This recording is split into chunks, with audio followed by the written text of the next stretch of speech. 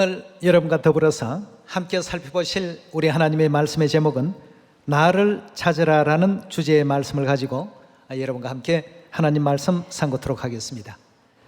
오늘 나를 찾으라 하는 여기에서 나는 하나님을 뜻합니다. 하나님을 우리가 찾으려면 하나님에 대해서 잘 알지 못해서는 찾을 수가 없습니다. 하나님이 어디 계신지, 또 어떤 진리를 가지고 이 땅에 오시는지, 성경에 하나님께서 주신 모든 그 힌트를 우리 자녀들이 전부 알고 또 깨달아야지만 그 하나님을 올바르게 영접할 수 있지 않겠습니까? 하나님을 찾을 수 있는 모든 조건들을 우리가 전부 가지고 있어야 되겠습니다. 하나님에 대한 지식과 상식이 있게 될 때에 또 하나님을 찾을 수 있는 이런 어떤 조건들을 우리가 또 가질 수 있고, 시온에 하나님이 계신다 하면 시온이 어딘지를 알아보고 시온을 또 찾아가야 되겠고, 거기에 또 시온에서 우리에게 유월절 새언약 진리를 선포하시는 분이시다 하면 유월절 새언약 진리를 선포하시는 하나님을 찾아야 되겠고, 그 어린 양은 반드시 신부 되신 어머니 하나님과 함께 등장하실 것이다 구했으면 어머니 하나님, 아버지 하나님을 전하는 진리의 교회를 찾아야 되겠습니다. 히브리서 9장 28절의 말씀을 보시면 우리 인류 인생을 구원에 이르게 하기 위해서 자기를 바라는 자들에게 두 번째 나타나신다라고 이렇게 예언하고 있습니다. 그럼 두 번째 하나님께서 이 땅에 오실 때 어떤 모습을 가지시고 또 어떤 나라에 또 언제 또 무엇을 가지고 왜 오셔야 되는지에 대한 이런 모든 문제들을 우리가 충분히 이해하고 깨닫게 될 때에 하나님을 우리가 바로 찾을 수가 있습니다. 오늘 이사야서 우리 55장을 다 같이 한번 열어서 하나님께서 나를 찾으라고 말씀하신 그 교훈을 한번 찾아가 보도록 하겠습니다. 이사야서 55장 6절의 말씀 함께 보시겠습니다. 너희는 여호와를 만날 만한 때에 어떻게 하라고요? 하나님을 찾으라 하고 했습니다. 가까이 계실 때 그를 어떻게 해요? 부르라 하고 했습니다. 악인은 그 길을, 불의한 자는 그 생각을 버리고 여호와께로, 즉 하나님께로 어떻게 하라고요? 돌아오라. 그리하면 그가 긍휼히 여기시리라. 우리 하나님께로 나오라. 그가 널리 용서하시리라 하고 했습니다. 그럼 우리가 하나님께로 나아가는 이 모든 과정에는 하나님 생각과 사람들의 보통 생각이 전혀 다를 수밖에 없습니다. 구원을 주시고 은혜를 주시고 축복을 주시는 모든 일에 있어서도 사람의 어떤 생각과 하나님의 그 방법은 완전히 다르죠. 여러분들에게 자주 얘기하는 것입니다만 32,000명 기도원 용사들이 있었고 미디안의 용사들은 13만 5천이었습니다.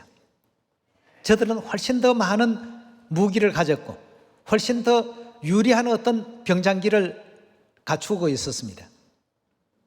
그런데 우리 하나님께서 무기도 빈약한 이스라엘 군대에 대해서 군사의 수까지 줄이라고 했습니다. 32,000에서 두려워서 떠는 자들은 다 집으로 돌려보내라. 22,000명을 돌려보냈습니다. 10,000명이 남았습니다. 군사의 수도 부족하고 무기도 부족하고 외적인 어떤 입장으로 보면 도저히 전쟁이 될 것 같지 않았는데 하나님께서 10,000명도 많으니 그 수도 줄이라. 결국 300명만 남겨놓으셨습니다. 숫자도 적은 데다가 대량 인명을 살상시킬 수 있는 그런 큰 폭탄을 가지고 있다든지 이런 것도 아니고 그저 칼과 창으로 전쟁을 하게 된다고 한다면 아무래도 수요가 많은 쪽이 유리할 수밖에 없습니다. 근데 하나님은 자꾸 줄이라고 하셨고 결국 300명을 가지고 13만 5천의 미디안 군대를 격퇴시켰습니다.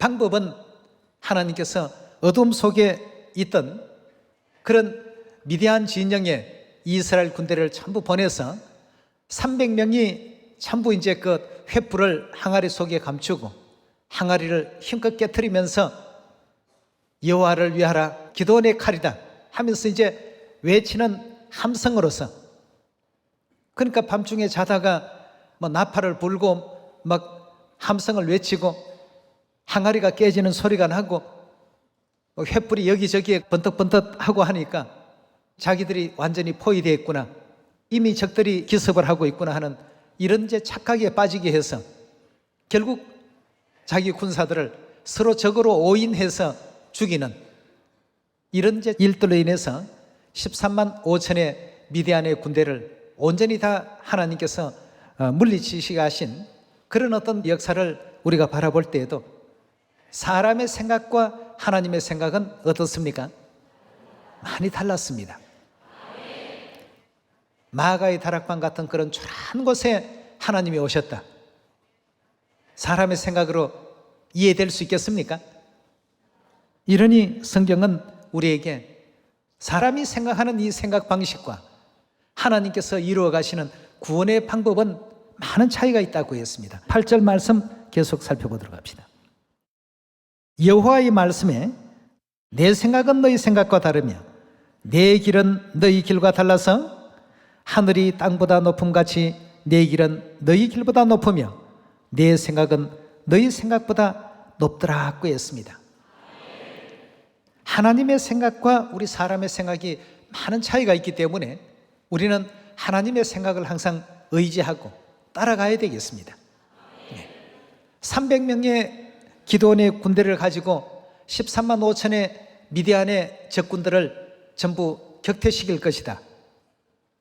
그건 누구도 사람으로서는 아무도 그렇게 이길 수 있는 싸움이라고는 생각할 수 없는 전투였습니다. 그러나 우리 하나님께서 하라신 대로 하고 보니까 기드온의 군사와 미디안의 군사가 서로 대결해서 격돌하는 것이 아니라 이스라엘 군대는 아무런 희생 없이 적들을 다 물리칠 수가 있었던 그러한 그 역사를 우리가 볼 수 있었습니다. 또 애굽 땅에서 출애굽할 때에도 마찬가지였죠. 홍해가 앞을 막고 뒤에는 애굽 군대가 따라오고 하니까 그냥 백성들이 원망이 막 터져 나왔습니다. 여러분, 앞쪽이 막히고 오른쪽 왼쪽이 다 막히고 뒤쪽이 다 막혔을 때는 어디가 유일한 탈출할 수 있는 출구가 될 수 있습니까? 위를 쳐다보면 되거든요. 위를. 그쪽만이 그 모든 가로막힌 곳을 빠져나갈 수 있는 통로가 되는데 하나님을 쳐다보지 않냐하고 자꾸만 이 세상의 것만 생각하는 이런 습성이 있다 보니까 앞에도 뒤에도 가로막힌 담이, 좌우에도 가로막힌 담이 있다 보니까 그만 하나님을 원망하기 시작했습니다. 그때 하나님께서 모세에게 이제 너가 일어나서 지팡이를 바다 위로 내밀라. 그래서 모세는 하나님 시키신 대로 그대로 하니까 길이 쫙 생기지 않았습니까? 백성들의 생각으로는 홍해가 그렇게 갈라질 수 있으리라고는 정말 1000번을 죽었다 깨어나도 그런 생각은 못했습니다. 항상 하나님은 앞뒤가 꽉 막히고 좌우가 꽉 막혀서 벽이 둘러쳐져 있을 때 우리에게 지혜를 주셨습니다. 그러니 하나님의 생각으로 기록되어 있는 성경 말씀의 예언을 우리는 항상 신뢰하고 성경 말씀대로 따를 줄 아는 그런 믿음을 우리 모두가 항상 가져야 될 줄 믿습니다. 자, 그렇다면 하나님을 찾으려면 하나님에 대해서 아는 것이 좀 많아야 되지 않겠습니까? 호세아서 6장 3절의 말씀 함께 보겠습니다. 그러므로 우리가 여호와를 알자. 힘써 여호와를 알자. 그의 나오심은 새벽빛같이 일정하니 비와 같이 땅을 적시는 늦은 비와 같이 우리에게 임하시리라고 했습니다.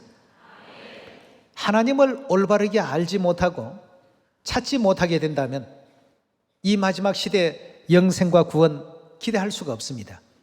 왜냐하면 자기를 바라는 자들을 구원에 이르게 하기 위해서 두 번째 다시 육체를 입고 이 땅에 오신다라고 하셨는데, 그 하나님을 우리가 만나고 찾아야죠.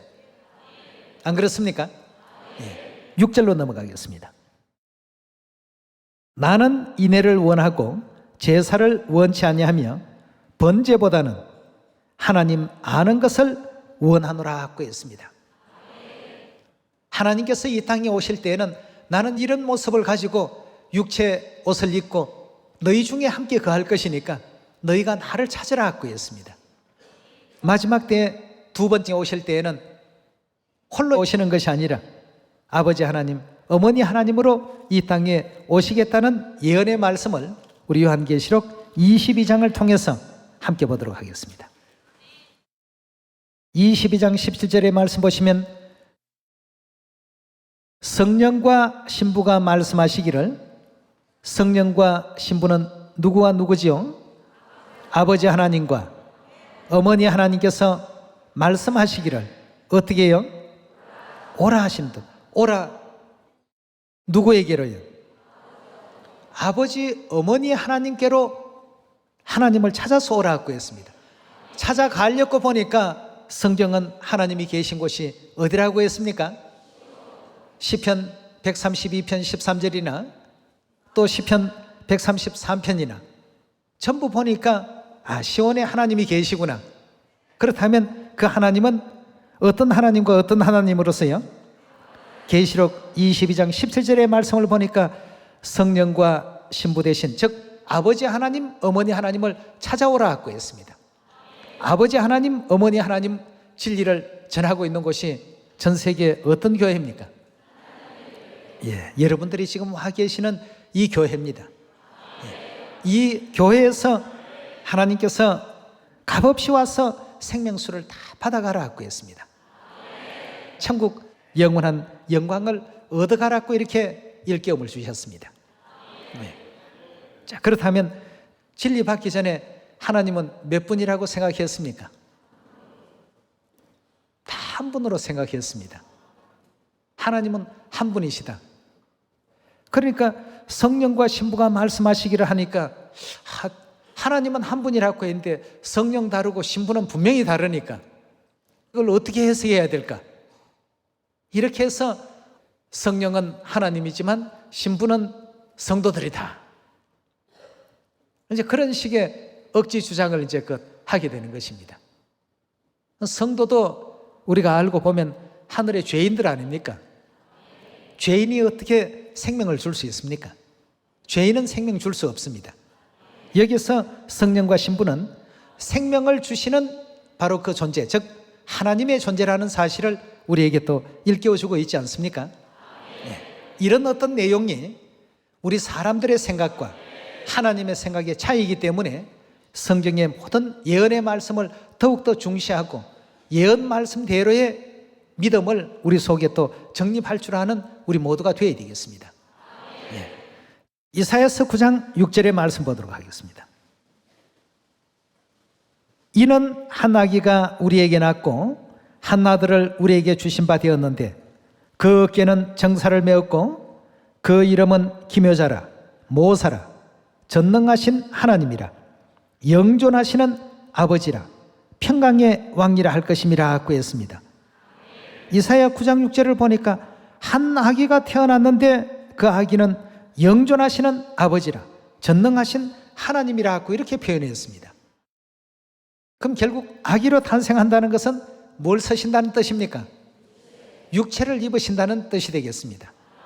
성경의 예언은 그렇게 되어 있습니다만 그 당시에 하나님을 믿노라고 했던 유대인들, 바리새인들, 또 서기관들, 이스라엘 백성들, 이 모두가 사람으로 이 땅에 오신 그 하나님을 영접했습니까? 영접하지 못했습니까? 무엇 때문입니까? 사람의 생각과 하나님의 생각의 차이점에 대해서 이해하지 못하고 깨닫지를 못했기 때문에 그렇습니다. 하나님은 분명히 선지자들을 통해서 어떻게 예언을 했습니까? 한 아기로 내가 태어나겠다. 즉 육체를 입고 이 땅에 나아가겠다 말이죠. 그렇지만 그분은 전능하신 하나님이요 영존하시는 우리 모든 영혼의 누구라고요? 아버지라. 이 땅에 오시기 700년 전 이사야 선지자의 그 예언을 통해서 미리 그렇게 밝히셨습니다만 모두가 다 영접지 아니하고 배척해 버렸습니다.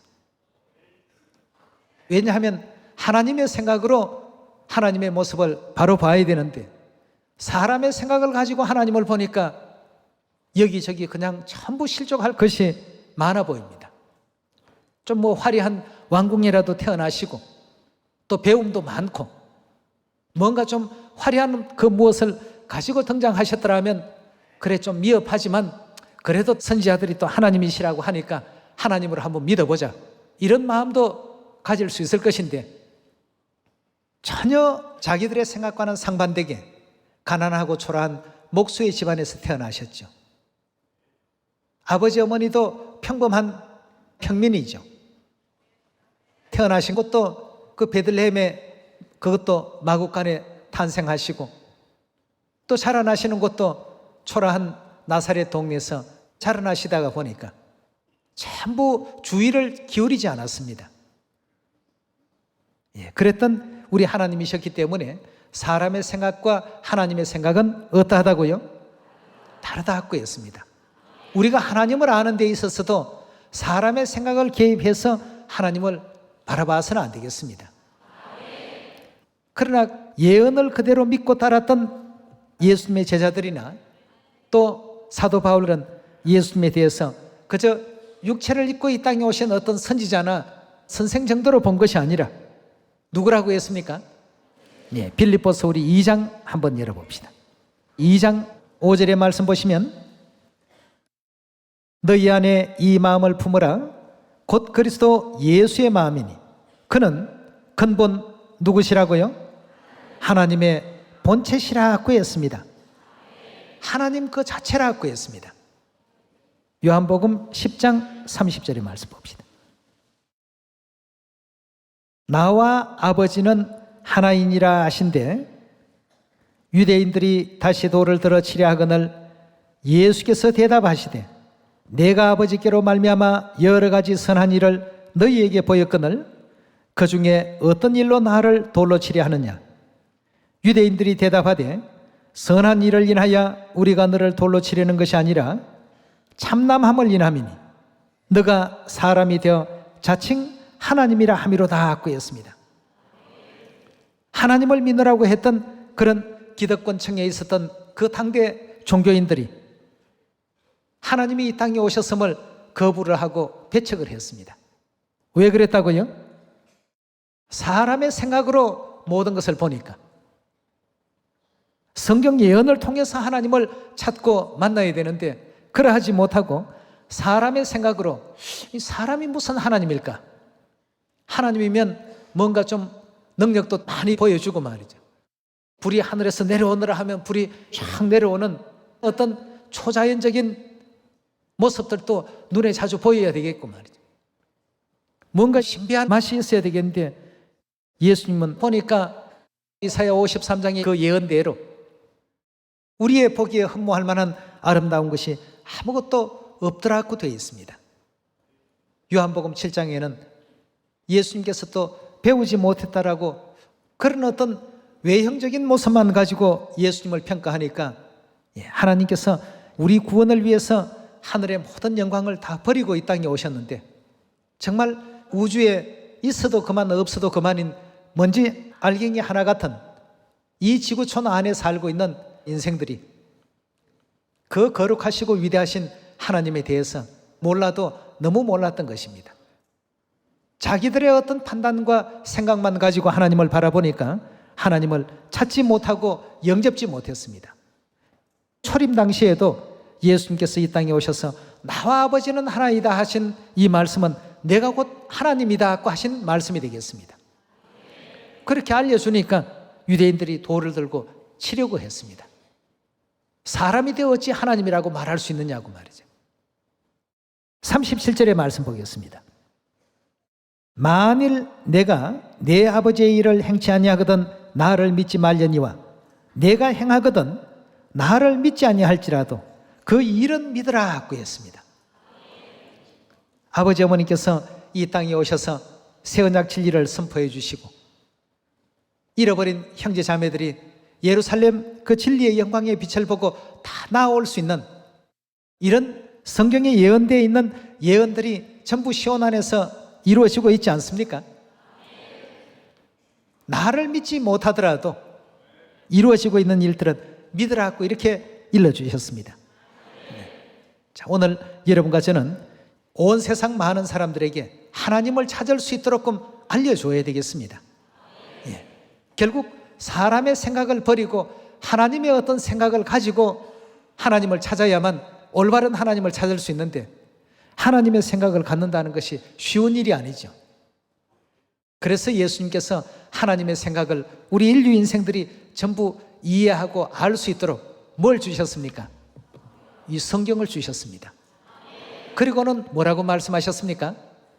나를 찾으려거든 너희 위한 구원의 모든 섭리를 이 속에 담아놨으니까 성경을 상고하라고 했습니다. 요한복음 5장 39절입니다. 너희가 성경에서 영생을 얻는 줄 생각하고 성경을 상고하거니와 이 성경이 곧 내게 대하여 증거하는 것이로다 하고 했습니다. 40절의 말씀 보시면 그러나 너희가 영생을 얻기 위하여 내게 오기를 원치 아니하는도다 하고 했습니다. 이 성경은 하나님의 생각을 그대로 담아 놓으셨고 하나님의 인류를 위한 구원 계획을 이 속에 다 담아 놓으셨기 때문에 그래서 성경 말씀에 더하지도 말고 빼서도 안 된다는 뜻이 거기에 있는 것 아니겠습니까? 성경 가르침대로 우리가 따라서 결국 아버지 하나님, 어머니 하나님을 다 만나고 찾아야 되겠습니다. 요한계시록 22장 17절의 말씀과 같이 성령과 신부가 오라. 사도 요한은 하늘의 계시를 보면서 아버지 어머니께서 오라고 불러주신 그 부르심에 얼마나 참 환호하고 기뻐했겠습니까? 예. 아버지께서도 말씀하셨고 어머니께서도 말씀하시고 아버지 어머니 음성을 들었다는 얘기 아니겠습니까? 그러니까 그대로 받아 기록했습니다. 오라. 내게로 오란 말이에요.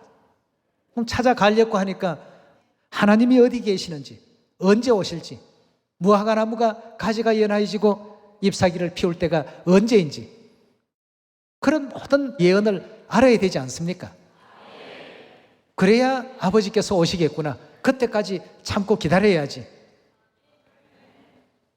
또 어머니께서 성령과 신부로서 함께 이 땅에 등장하셔서 우리 인류 인생들에게 구원의 길로 끝까지 인도하시겠구나. 그 어머니 하나님을 영접해야지. 와서 값없이 생명수를 받으라고 하시는 그 은혜 가운데 나아가야지 하는 하나님의 어떤 생각을 가지고 예언을 바라볼 줄 알아야 되는데 육체로 임하신 하나님을 영접하지 못하고 초대교회 성도들이 겪었던 입장과 같이 이단이라고 회방하고 또 사람이 어찌 하나님이냐고 이렇게 회방하고 말이죠. 여러분 2000년 전 초대교회 성도들이 비록 좀 어려움을 겪기는 했지만 그들은 지금 다 하나님 품에서 낙원에서 얼마나 지금 안식을 누리고 있습니까? 반대로 그 당시에 다수들과 합류해서 예수님을 대적하고 회방하고 예수 믿는 사람들을 옥에 가두고 잡아주겠던 그 무리들은 지금 다 어디 가 있겠습니까? 마태복음 6장 8절의 말씀부터 살피도록 합시다. 그러므로 저희를 본받지 말라. 구하기 전에 너희에게 있어야 할 것을 하나님 너희 아버지께서 아시느니라. 그러므로 너희는 이렇게 기도하라. 하늘에 계신 누구라고 했습니까? 예. 우리에게는 하늘에 아버지가 계신다라고 이렇게 분명히 일깨움을 주셨습니다. 그럼 아버지만 계신다라고 이렇게 가르침을 주셨는가?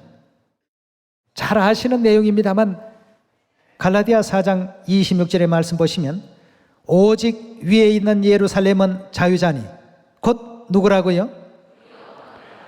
예루살렘은 자유자니 곧 우리 어머니라고 했습니다. 여기서 위라고 하는 데는 하늘에 있는, 하늘에 계신 우리 아버지, 하늘에 계신 예루살렘 우리 어머니, 다 우리 영의 아버지가 계시고 영의 어머니가 계신다는 사실을 성경과 선지자들은 전부 예언하시고 깨닫게 하시고 일깨워주고 있습니다. 예. 자, 그렇다면 어떻게 해서 우리에게 아버지 어머니가 되십니까? 아버지 어머니의 살과 피가 우리에게 다 물려주셨기 때문에, 그래서 여러분도 저도 영생할 수 있는 존재가 된 것 아니겠습니까? 하루살이의 삶이 하루인 것은 하루살이의 엄마가 자녀들에게 물려준 그 생명 유전자가 그 시간밖에 살 수 없는 것을 물려주었기 때문이라고 합니다. 바둑이의 삶이 15년 정도 된다고 하지 않습니까? 바둑인들 20년 살고 50년 살고 싶은 마음 없겠습니까? 난 왜 15년만 살다가 죽어야 되나? 사람들처럼 한 7, 80년 아니면 100년 좀 살았으면 좋겠는데, 한 집에 같이 이렇게 애완견 키우다가 보면 애완견이 벌써 10년만 좀 지나면 시들시들합니다. 넉장 부리고 말이죠.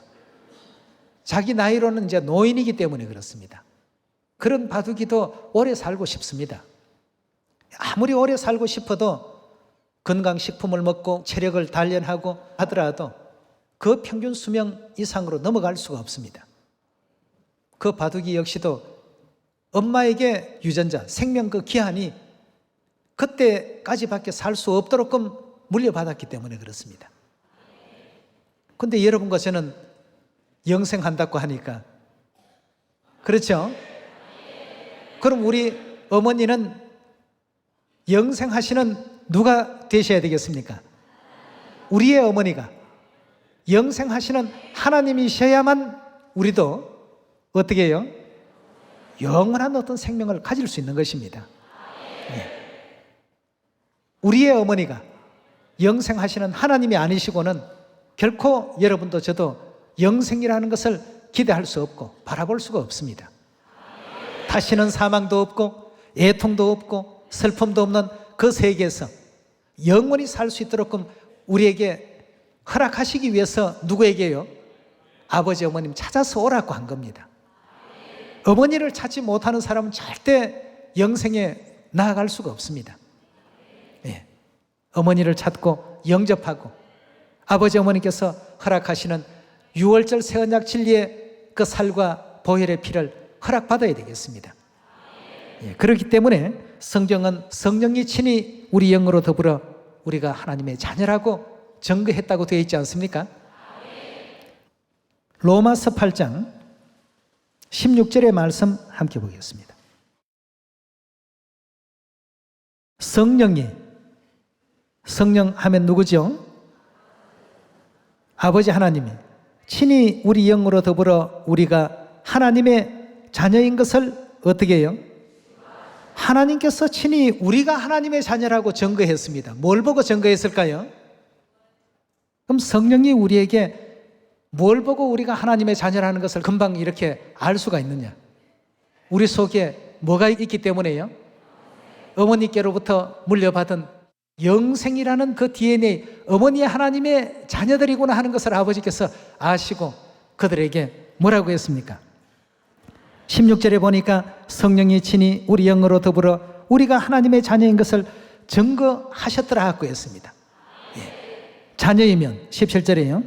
또한 후사, 곧 하나님의 후사요 그리스도와 함께한 후사니 우리가 그와 함께 영광을 받기 위하여 고난도 함께 받아야 할 것이라.